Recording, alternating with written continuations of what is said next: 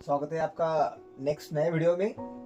कल जो देखा हमने 23rd तक क्वेश्चन देखे थे। हम देख रहे हैं कि क्वेश्चन पेपर 24-25 का 8th स्टैंडर्ड सीबीएसई, और आज देखने रहे हैं 24 नंबर का क्वेश्चन। लेकिन उससे पहले सभी से एक रिक्वेस्ट, हम जो भी वीडियो बना रहे हैं उसको शेयर करना बहुत जरूरी है। यदि आप शेयर करेंगे तो आप जरिए से 2-4 बच्चों को और भी समझ में आएगा कि किस तरह का क्वेश्चन होता है, किस तरह हमने सॉल्व करना चाहिए। तो सबसे पहले इंपॉर्टेंट थिंग है you have to just share the videos to your friends, to your colleagues. आगे चलेंगे without wasting time. 24 number question दिया आपको, a card is drawn from the well shuffled pack 52 playing cards, what is the probability that card drawn is. पत्ते के बारे में जानकारी होना बहुत जरूरी है कि हम कितने कार्ड्स होते हैं, कितने प्रकार के कार्ड्स होते हैं, टाइप्स ऑफ कार्ड्स, और कितने कलर के कार्ड्स होते हैं, आपको पता होना चाहिए। ठीक है ना। उसके अंदर कितने एक होते हैं, उसके अंदर कितने मतलब कि बाकी कलर्ड पेज होते हैं, वो सब पता होना चाहिए आपके पास में। तो दिया वाला क्वेश्चन जो है ऑलरेडी आपको दिया है, 52 कार्ड्स है एक सेट में, और आपको उन्होंने पूछा है probability that can card drawn is, कि कितनी प्रोबेबिलिटी है किसकी, ब्लैक कार्ड।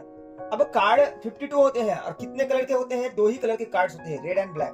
तो हाफ हाफ कलर के 52 के हाफ कितने हो गए, 26। 26 ब्लैक कलर है और 26 रेड कलर है। तो out of 52 there are 26 card. So probability क्या होंगी इसकी, तो number of cards 26 divide by 52 equal 1/2। उसका लोएस्ट फॉर्म करके आप लोएस्ट फॉर्म कैसे करेंगे, 26 1 जा 26 एंड 26 2 जा, तो 1/2 ये हो गई उसकी प्रोबेबिलिटी। अब एक कितने होते हैं, एक मतलब क्या होता है, एक के बोलते हैं हम उसे, 4 के होते हैं हमारे कार्ड्स में। तो इसलिए हम यहाँ पे लिखेंगे P मतलब प्रोबेबिलिटी ऑफ एन एक, तो 4/52। आउट ऑफ 52 कार्ड्स 4 हमारे एक के हैं, इसलिए हम इसे 4/52 लिखेंगे और इसका लोएस्ट फॉर्म करेंगे 4 1 जा 4 एंड 4 13 जा, वी गेट द 52। तो इसलिए इसकी प्रोबेबिलिटी आएगी 1/13। आगे चलेंगे। इस तरह से 24 वाला क्वेश्चन हो गया है, ज्यादा हार्ड नहीं था, लेकिन आपको थोड़ा जानकारी होना बहुत जरूरी है। क्वेश्चन नंबर 25 जो दिया है आपको, उन्हें पढ़ेंगे। सबसे पहले the flooring of a building consists of rhombus shaped tiles with diagonal 45 cm and 30 cm length। अब ये क्वेश्चन यदि आपका जो दिया है उसका मीनिंग यदि आपको समझ में आता होगा तो इजी जाएगा कि एक टाइल है, टाइल, और वो रोम्बस शेप है, ठीक है ना। और ये टाइल हमको बिठाना है रूम में, हमारे हॉल में बिठाना है, इस तरह की टाइल है रोम्बस शेप। और उसके डायगोनल जो दिए आपको उन्होंने, डायगोनल मतलब कि distance from the two opposite vertices. इसका डिस्टेंस जो दिया है कि एक डायगोनल दिया है आपको उन्होंने 45 और दूसरा डायगोनल जो दिया है उन्होंने आपको 30 सेंटीमीटर दिया है, ठीक है ना। तो दोनों डायगोनल D1 D2 आपको दिया है। और आगे क्या दिया है, area of entire floor is 20,25,000 centimetre square. और जो रूम का बेस होता है जहां पे हमें फ्लोर बिठाना है, उसका एरिया उन्हें दिया है 20,25,000 सेंटीमीटर स्क्वायर। मतलब कि एक चीज तो बहुत आसान करके दे दिया उन्हें, ऑलरेडी हमें एरिया दे दिया है रूम का, नीचे के फ्लोर का। बस आपको निकालना है कि कितनी टाइल्स हमको लगेगी। रियल लाइफ एग्जांपल है, हम घर में भी कर सकते हैं कि हमारे रूम का लेंथ और ब्रेथ काउंट करना है, उसका एरिया निकालना है। उसके बाद में जो आपकी फर्श है उस फर्श का एरिया निकाले और दोनों एक दूसरे को डिवाइड करें, तो आपको आ जाएगा कि नंबर ऑफ टाइल्स कितने रिक्वायर्ड है, हमें कितनी जरूरत है। तो यहाँ पे वही करेंगे हम। सबसे पहले एरिया ऑफ टाइल निकालेंगे। टाइल कौन सी है, रोम्बस शेप की है। रोम्बस का एरिया फार्मूला क्या है, half in bracket D1 multiply D2 मतलब प्रोडक्ट ऑफ डायगोनल। तो हमें रोम्बस का एरिया मिल जाएगा। तो सबसे पहले हम क्या करेंगे, टाइल्स का एरिया निकालेंगे। भाई टाइल्स का एरिया कैसे निकालेंगे, एरिया ऑफ रोम्बस जो कि मैंने कहा था half multiply D1 multiply D2, जो कि उन्हें दिया है प्रोडक्ट ऑफ डायगोनल। तो D1 कितना है हमारा 45 मल्टीप्लाई बाय 30। तो अब यहाँ पे लोएस्ट फॉर्म आप कर सकते हैं। किस तरह लोएस्ट फॉर्म करना है, 2 1 जा 2 एंड 2 15 जा, ठीक है। अब 45 मल्टीप्लाई 15 करें तो आपका 3950 आता है। सॉरी 3950 नहीं, कि यहाँ पे उन्हें सबसे पहले मल्टीप्लाई कर लिया यहाँ पे और बाद में डिवाइड 2 किया, तो मैंने वैसा नहीं किया। 45 मल्टीप्लाई 15 में गेट 675 आ जाएगा, 675 45 मल्टीप्लाई 15, तो यहाँ पे आएगा आपका 675। तो ये 675 आपका आ रहा है। तो यहाँ पे 675 सेंटीमीटर स्क्वायर है आपका टाइल का एरिया। अब आपको निकालना है number of tiles. Number of tiles यदि आपको निकालना है तो क्या करना है, area of room divide by area of one tile. तो हमने वही किया है, टोटल एरिया और entire area of the floor divide by area of one rhombus shape tile. तो यहाँ पे ऑर्डर को दिया हमने टाइल, करें लोएस्ट फॉर्म। इसका यदि आप लोएस्ट फॉर्म करेंगे तो आपको 3000 मिलेगा। 3000 क्या है, ये नंबर ऑफ टाइल्स, ये आप कितने टाइल्स आपको लगने वाली है। इस तरह आपको उन्हें दिया है कि कितने टाइल्स लगेगी। चलो आगे देखेंगे नेक्स्ट वाला क्वेश्चन। आगे वाला क्वेश्चन आपको उन्हें दिया है, देखिए सेक्शन सी स्टार्ट हो रहा है हमारा। अभी तक हमने सेक्शन बी कंप्लीट कर दिया है, ठीक है ना। अब देखेंगे सेक्शन सी में क्या दिया है, कंसिस्ट 6 क्वेश्चन 3 मार्क्स, 3 6 18, 18 मार्क का सेक्शन है ये, 6 क्वेश्चन है 3 मार्क के। तो पहला क्वेश्चन आपको उन्हें दिया है, सीधी बात है, the given adjacent side of the rectangle are 4x² minus 7y² plus 3 पहले ब्रैकेट में, और एडिशन सेकंड एडिशन साइड दिया आपको minus 3x² plus 6y² plus 5। Find the perimeter of rectangle. अब पेरीमीटर ऑफ रेक्टेंगल आपको तो फॉर्मूला पता ही होगा, बहुत बच्चे कंफ्यूज होते हैं कुछ जन कि पेरीमीटर पूछने के बाद में एरिया का फार्मूला बताते हैं, एरिया पूछने के बाद में पेरीमीटर का फार्मूला बताते हैं।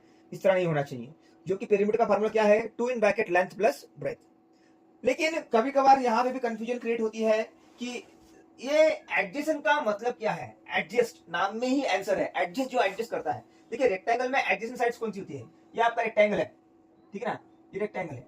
रेक्टेंगल में लेंथ ब्रेथ, लेंथ और ये क्या है आपकी ब्रेथ है, ठीक है। तो ये साइड लेंथ और ब्रेथ ये दोनों क्या हो गई, एडजेसेंट हो गई।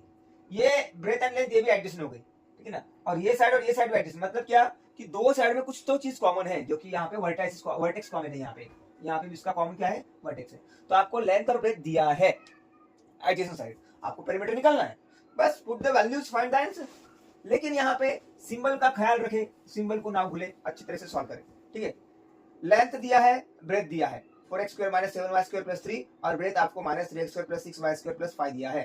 पेरीमीटर निकालने के लिए फॉर्मूला ऑलरेडी उन्होंने दिया है, 2 in bracket length plus breadth, 2 in bracket, so square bracket लिखे क्योंकि ऑलरेडी हमें सिंपल ब्रैकेट अंदर लिखना है, तो square bracket 4x² minus 7y² plus 3, plus sign दिया बीच में क्योंकि ये प्लस साइन है। ब्रेथ कितनी है, बस ये ब्रैकेट उठा के हमने यहाँ पे रख दिया। अब इसके बाद खास मजा है जो कि सिंबल में चेंजेस आते हैं। अब यहाँ पे देखेंगे कि 4x, यहाँ पे 2 एज इट लिख दिया हमने, ये स्क्वायर ब्रैकेट भी जैसे 4x² ये भी एज इट इज। यहाँ पे उन्होंने क्या किया है, माइनस 3x² लिख दिया है, लेकिन यहाँ पे एक स्टेप हम बढ़ा देंगे, ठीक है ना। स्टेप कैसे बढ़ाएंगे कि आपको समझने के लिए, एक step 4x² minus 7y² plus 3, जैसे का वैसा लिख दिया मैंने पूरा, ठीक है ना, और ये 2 एज इट इज। अब ये जो है ये प्लस माइनस क्या हो गया, minus 3x² plus 6y² plus 5, एक स्टेप बढ़ा दी मैंने, जो कि आपको समझ में आना चाहिए इसलिए। और आपका स्क्वायर ब्रैकेट जो है कंप्लीट। अब ये स्क्वायर ब्रैकेट रह गया हमारे पास, सिंपल ब्रैकेट निकल गया। उसके बाद में इसमें लाइक टर्म कौन कौन है, 4x² के साथ में कौन लाइक है, माइनस 3x² है, तो यहाँ पे माइनस है। सिंबल को लेना ना भूले, सिंबल के साथ में उसको उठाना है। देखो यहाँ पे उन्होंने लिखा है, क्या लिखा है कि 4x² माइनस 3x² लिख दिया। सिमिलरली 7y² के साथ में 6y² कॉमन है, इसलिए यहाँ पे माइनस 7y² और 6y² इन दोनों कॉमन ले लिया। और बाद में कांस्टेंट कौन बाकी है हमारा, प्लस 3 एंड प्लस 5। इस तरह से उनने ये कॉमन ले लिया, लाइक टर्म्स ले लिए, तो ये लाइक टर्म्स है। वो स्टेप वहां पे उन्होंने दिया नहीं है, लेकिन आपको समझने के लिए मैंने लिखा था। इस तरह से 3 ग्रुप बन गया हमारे, first group, second group, third group. आप बता पाएंगे 4 माइनस 3 कितना आता है, ऑफकोर्स 1 x², तो 1 लिखते नहीं हम, आंसर आया हमारा x²। यहाँ पे आंसर क्या आएगा, कौन बताएगा कि माइनस 7 और प्लस 6 क्या करते हैं हम, जब दो सिंबल डिफरेंट हो तो वहां पे हम सब्ट्रैक्शन ही करते हैं। 7 माइनस 6 1, लेकिन सिंबल आएगा बड़े का, 7 बड़ा है इसलिए माइनस आएगा, -1 आंसर आएगा आपका, -1 y²। तो 1 यहाँ पे लिखते नहीं हम, खाली -y² लिख देंगे। तो यहाँ पे आंसर आया हमारा x², बाद में यहाँ पे -y², एंड दोनों तो प्लस है तो प्लस 8। चलो हमारा आंसर सही है गलत देख लेंगे, एक बार चेक कर लेंगे। देखिए वहां पे दिया उन्होंने कि x² minus y² plus 8, bracket के बाहर 2 है, उसे मल्टीप्लाई करना है, तो 2 मल्टीप्लाई खाली x को नहीं है, पूरे ब्रैकेट को है, मतलब हर टर्म्स को है, ठीक है। 2 multiply x², 2 multiply minus 2y², 2 8 जा 16।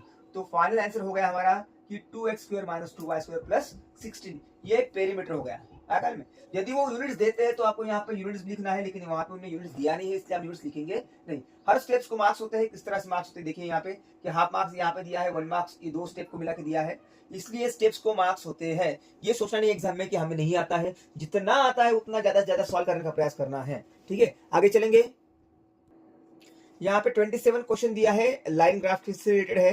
तो सबसे पहले रीड करेंगे, the following line graph display the comparison of percentages of 2 students Anil and Ashok throughout their high school, answer the following question. आपको नीचे दिए वाले क्वेश्चन के आंसर लिखना है, आपको बताना है, लिखना है। तो सबसे पहले आपको ग्राफ को ऑब्जर्व करना पड़ेगा, ठीक है। तो अब दिया वाला जो ग्राफ है आपको वो सबसे पहले ऑब्जर्व करना है अनिल और अशोक के बारे में। नीचे आप इस y पर दिया है आपको परसेंटेज, और नीचे जो दिया है आपको क्लास दिया उन्हें, ये क्लास आपको थोड़ा जूम कम करता तो आपको दिख जाएगा। नीचे देखिए ये क्लास दिया है, थोड़ा जूम कम करना ही पड़ेगा हमें, तब जाकर क्लियर दिखेगा। ये देखिए, तो यहाँ पे क्लास भी दिया है और यहाँ पे आपको परसेंटेज भी दिया है। आपको अभी दिखना है, बताना है कि सबसे पहले उन्हें एक पहला क्वेश्चन पूछा है। क्वेश्चन में नीचे एक क्वेश्चन दिया है, देखिए, in which class did the Anil have higher percentage than Ashok, कि अशोक से भी ज्यादा अनिल को कौन से क्लास में ज्यादा मार्क्स गिरे। तो अब हम सबसे पहले ऑब्जर्व करेंगे, यहाँ पे देखिए कि अशोक को किस में ज्यादा मिले हैं। यहाँ पे आप देखेंगे अनिल और अशोक, जो आपको ब्लैक दिख रहा है ये डार्क, ये अशोक है, और ये नीचे ये वाला जो है आपको फेंट वाला वो अनिल है। तो देखिए यहाँ पे 70% यहाँ पे मोर देन 73 दिया है। यहाँ पे भी ज्यादा मार्क्स गिरे हैं, किसे, अनिल को ज्यादा मार्क्स मिले हैं। यहाँ पे भी अनिल को ज्यादा मार्क्स मिले, मतलब ये कौन सा क्लास है आपका, ये 6 है, ये 6 7 पहला वाला जो क्लास है आपका वो कौन सा है, 5th है। ठीक है, तो यहाँ पे हम ऑब्जर्व करेंगे एक बार, 5th 6 7 8 9 और वो वाला 10 है। तो यहाँ पे सबसे पहले यहाँ पे भी ज्यादा मार्क्स है अनिल को, यहाँ पे भी ज्यादा मार्क्स है अनिल को, जो कि अशोक को 80 मार्क्स है, अनिल को 90 है। यहाँ पे कम है, और कहाँ पे ज्यादा है, यहाँ पे भी नहीं, यहाँ पे नहीं ज्यादा, यहाँ पे ज्यादा है। यहाँ पे अशोक से ज्यादा अनिल को है, ठीक है ना। तो 3 जगह पे आपको दिख रहा है अशोक से ज्यादा अनिल को ज्यादा मार्क्स है, एक यहाँ पे, एक यहाँ पे और वो यहाँ पे, मतलब ये कौन सा है, 6 7 और 10। तो 6 7 10 में ज्यादा मार्क्स मिले हैं अनिल को अशोक से। तो हमारे पहले क्वेश्चन का आंसर 6 7 10 होना चाहिए। तो हम चेक कर लेंगे एक बार, देखिए 6 7 10 आपको उन्होंने ऑलरेडी दिया है, क्लास 6 7 एंड 10। सेकंड क्वेश्चन क्या पूछा है, in which class did the Anil and Ashok have the same percentage, दोनों को भी सेम परसेंटेज, कौन से क्लास में सेम परसेंटेज देखेंगे।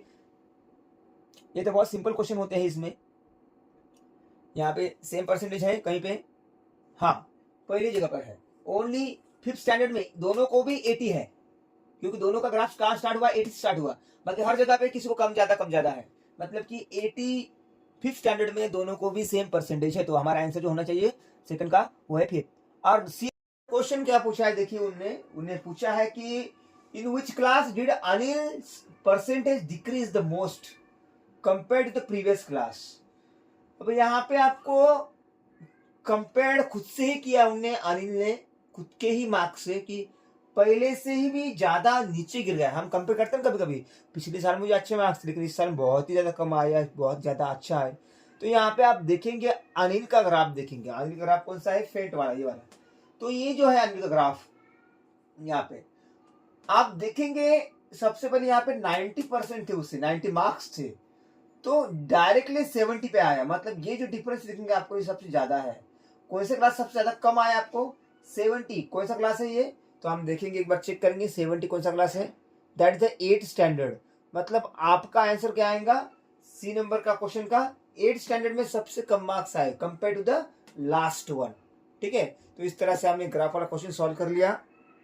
नेक्स्ट वाला जो क्वेश्चन आपको उन्होंने दिया है वो है आपका the value of residential flat constructed at cost of 1 lakh is depreciating at the rate of 10% per annum. What will the value of 3 years after the construction? अब ये तो क्वेश्चन है सीधा है, जो भी हम स्थिर संपत्ति होती है, जैसे प्लॉट जो होता है, प्लॉट की वैल्यू हमेशा बढ़ती है, क्योंकि जमीन कभी हम बना नहीं सकते। लेकिन जो फ्लैट होता है या घर होता है, घर बांधा वाला होता है, सपोज ऊपर का जो घर मटेरियल होता है उसकी वैल्यू कम होती है। या एक आधी आपने चीज लिया है, एक आधी बाइक लिया है, बाइक ये भले ही आप 1.5 लाख में लिया होगा, लेकिन 2 साल के बाद में उसकी वैल्यू 1.5 लाख नहीं आएंगी, मे भी 1 लाख आएंगे, लेकिन कम आएंगी। मतलब क्या कि वो डिप्रिसिएट हो रही है, कम हो रही है। डिप्रिसिएट का मतलब ही होता है कि कम होना, उसको मराठी में घसारा कहा जाता है, कॉमर्स की लैंग्वेज में ये कॉमर्स का वर्ड है ये, डिप्रिसिएट और घसारा करके। तो वही हमको देखना है कि 3 साल के बाद में, आफ्टर 3 इयर्स, की वो जो रेसिडेंशियल फ्लैट है उसकी वैल्यू कितनी रहेंगी, कम होते जाएंगे हर साल, पर एन्यूम, एन्यूम का मतलब ही होता है हर साल 10% कम होते जा रहा है। यदि हम पहले साल में देखेंगे 1 लाख था, 1 लाख के 10% कितना है, ओरल निकालेंगे अपन, 1 लाख के 10% आता है 10,000, मतलब 1 लाख में से 10,000 माइनस करेंगे तो कितना आया आपका 90,000। फिर से 90,000 में से आप 10% निकालिए 9,000, सो 90,000 में से 900,000 फिर से माइनस कीजिए, बाद में फिर से जो बच गया उसका 10%। तो वैसा करने से बेटर है हम एक सीधा फॉर्मूला लगा लेंगे। हमारा अमाउंट का फॉर्मूला पता है आपको, यदि चीज बढ़ती है, एप्रिसिएट होती है, एप्रिसिएशन कहते हैं उसे हम, तो यहाँ पे फॉर्मूला लगाते हैं P in bracket 1 plus R by 100, लेकिन यहाँ पे डिप्रिसिएशन है इसलिए हम इस प्लस की जगह पे माइनस साइन लेने वाले हैं, ठीक है। वही formula P in bracket 1 minus R by 100 bracket power n। अब सॉल्व करना है। P का मतलब प्रिंसिपल, जितनी अमाउंट हमने वहां पे इन्वेस्ट किया है दैट इज 1 लाख, तो यहाँ पे हम 1 लाख लिखे। 1 तो फॉर्मूले दिया है माइनस 10 बाय 100, 10 क्या है आपका रेट है, दिया उन्हें पर एनुअल 10% अपॉन 100, ये 100 कहाँ से आया, 10% मतलब 10 बाय 100 ब्रैकेट पावर 3। 3 क्या है, नंबर ऑफ ईयर्स, 3 साल के बाद में। अब इसको सॉल्व कैसे करना है, कुछ बच्चे यहाँ पे कंफ्यूज होते हैं। सॉल्व करने का तरीका आपको पता होना चाहिए। लोएस्ट फॉर्म करना है हमको उसका, ठीक है। कैसे लोएस्ट फॉर्म करें आप, सबसे पहले आपका लोएस्ट फॉर्म आप इस तरह कर सकते हैं कि ये एक जीरो कट गया, यहाँ पे जीरो कट गया, तो आपकी वैल्यू कम हो गई। ये और ये जीरो आप नहीं कट कर पाएंगे फिलहाल, तो भी जब तक ब्रैकेट के बाहर निकलता नहीं तब तक, ठीक है। अब इसको हम सॉल्व करेंगे। कैसे सॉल्व करेंगे देखिएगा कि जो बच गया आपका वो लिख दीजिए 1 लाख, लिख दिया 1 लाख इन ब्रैकेट, क्या बाकी है 1 माइनस 1 बाय 10, 1 माइनस 1 बाय 10, ठीक है, लिख दिया इतना। अब ब्रैकेट का क्यूब आपको लिख देना पड़ेगा यहाँ पे, 10 1 जा 10 and minus 1 we get the 9, मतलब यदि आप लिखेंगे यहाँ पे 1 लाख, यहाँ पे थोड़ा सा मल्टीप्लाई 9 बाय 10, कैसे आया समझ आया ना आपको, 9 कैसे आया, तो 10 1 जा 10 minus 1 we get the 9, denominator as it is. 3 बार लिखेंगे इसे 9 बाय 10। अब 3 बार क्यों आपको समझ में आया होगा, क्योंकि हमारा पावर क्या है 3 है। अब आप जीरो कटिंग कर सकते हैं, नीचे 3 जीरो है, 1 2 3 1 2 3, 100 मल्टीप्लाई 999, फिर से मल्टीप्लाई करना है आपको, ये 100 मल्टीप्लाई 9 मल्टीप्लाई 9 मल्टीप्लाई 9। अब यहाँ पे आपको मल्टीप्लाई करने की जरूरत नहीं है, इसलिए सबसे पहले आपको क्यूब पता होना चाहिए। Do you know the cube of 9, कितना क्यूब है आपका कि 729, करेक्ट है कि 729, यस। तो आपको 729 आपका क्यूब है, उसके ऊपर कितने जीरो लगाएंगे आप,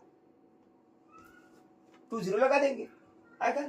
तो इनका क्यूब जो है 729 मल्टीप्लाई बाय 100, बस 2 जीरो लगा दो, 729, वहां पे आपका आंसर मिल जाएगा। देखिए यहाँ पे उन्हें दिया है 100 मल्टीप्लाई 729 वी गेट द 72,900, मतलब कि 3 साल के बाद में वो जो फ्लैट है आपका उसकी वैल्यू 72,900 तक ही रहेंगी, आया ख्याल में। इस तरह से हमने डिप्रिसिएशन का एक एग्जांपल सॉल्व कर लिया। आगे देखेंगे, आगे वाला क्वेश्चन क्या दिया देखिए, the radius of the base of the cylindrical water drum open at the top of 35 centimetre and height is 1.3 metre, find the inner surface area of the water drum.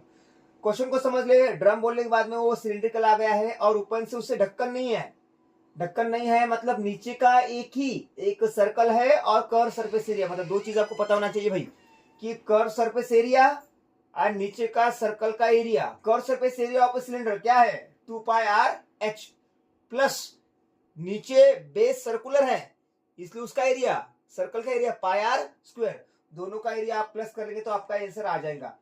सबसे पहले आपको क्या करना है कि यहाँ पे लिख दे, दोनों की प्लस कर देंगे, 2 pi r h curve surface area and base area that is pi r square. इसमें कॉमन क्या है भाई, हम थोड़ा सिंपल करने का प्रयास कर रहे हैं, ज्यादा से ज्यादा सिंपल। आप अलग अलग निकाल सकते हैं, कर्व सरफेस एरिया अलग निकालिए, बाद में बेस का एरिया अलग निकालिए, बाद में प्लस करेंगे, ठीक है सही है, कोई भी आपके मार्क्स काट नहीं पाएगा, वहां पे पूरे मार्क्स मिल जाएंगे। लेकिन और इजी इस तरह से मिलेंगे मार्क्स और कम स्टेप्स में, तो यहाँ पे आपको नहीं दिया है 2 pi r h plus pi r square. इसके अंदर यदि आप देखेंगे पाई आर कॉमन आता है, यहाँ पे ये पाई आर है और यहाँ पे पाई आर स्क्वायर है, तो दोनों पाई आर निकाल लिया अपन ने, तो क्या बचा यहाँ पे 2h, यहाँ पे लिख दिया 2h, यहाँ पे पाई आर निकल गया तो एक आर बाकी रहेगा यहाँ पे, तो यहाँ पे प्लस आर, तो हमारा आंसर और भी सिंपल हो गया क्वेश्चन ये हमारा। तो ये फॉर्मूला बन गया हमारा नया वाला, pi r in bracket 2h plus r. बस पाई की वैल्यू हमने रख दिया 22/7। रेडियस आपको पता है क्या, वो पता होना चाहिए। उन्हें दिया है कि रेडियस, यस रेडियस आपको उन्हें दिया है that is 35 multiply 2 multiply height भी उन्होंने दिया है, that is the 130 is the height, तो यहाँ पे 130 लिख दिया प्लस 35। लेकिन यहाँ पे और एक चीज आपको बताना चाहूंगा, ये हाइट तो उन्होंने दिया है 1.3 मीटर दिया है, देखिए यहाँ पे 1.3 मीटर दिया है हाइट, तो ये यहाँ पे 130 कैसे लिया? सीधी बात है, मीटर को उन्होंने किस में कन्वर्ट कर लिया? सेंटीमीटर। मतलब 1.3 को यदि आपको सेंटीमीटर में कन्वर्ट करना है तो मल्टीप्लाई बाय 100 से करेंगे तो आपका आंसर आएगा 130 आ जाएगा आकर में। तो इसलिए उन्होंने वहां पे 130 लिया और बाद में 35 तो ऑलरेडी उन्होंने दिया ही है। ठीक है, सभी यूनिट्स एक जैसी होने चाहिए तब जाके आप सॉल्व कर पाएंगे। अब आगे चलेंगे, फिर से एक बार बताऊंगा आपको मैं। पाई की वैल्यू यहाँ पे रख दिया, रेडियस रख दिया 2 मल्टीप्लाई h 130 कैसे आपको बता दिया मैंने प्लस 35। सबसे पहले ब्रैकेट सॉल्व करो, ब्रैकेट में भी बोडमास क्या कहता है, पहले मल्टीप्लाई सॉल्व करो, है ना। अब एक टाइम पर दो चीजें कर सकते हैं आप, क्योंकि ये ब्रैकेट के अंदर का अलग पार्ट है और ये बाहर का अलग पार्ट है, तो बाहर का अलग पार्ट एक साथ में कर सकते हैं। इसके अब देखो 7 5 कर दिया, इन दोनों का मल्टीप्लिकेशन कर, पहले एडिशन ना करें तो आंसर रॉन्ग हो जाएगा आपका। कितना आएगा मल्टीप्लाई 13 2 26 260 प्लस 35, ब्रैकेट छोड़ना नहीं है। अब 260 प्लस 35 कितना आएगा 295, मतलब यहाँ पे 22 मल्टीप्लाई 5 मल्टीप्लाई 295। देखिए यहाँ पे उन्होंने नीचे दिया है